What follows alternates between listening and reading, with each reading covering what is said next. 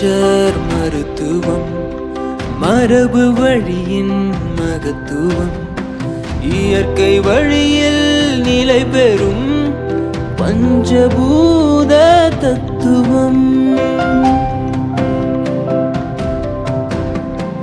Acupuncture மருத்துவம் மரபு வழியின் மகத்துவம் இயற்கை வழியில் நிலை பெறும் பஞ்சபூத தத்துவம்.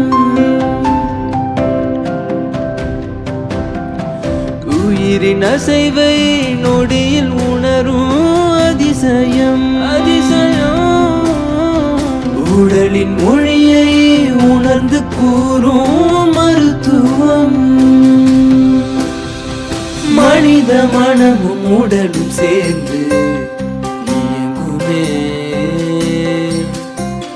புரியும் போது புதிய வாழ்வு தொடங்குமே.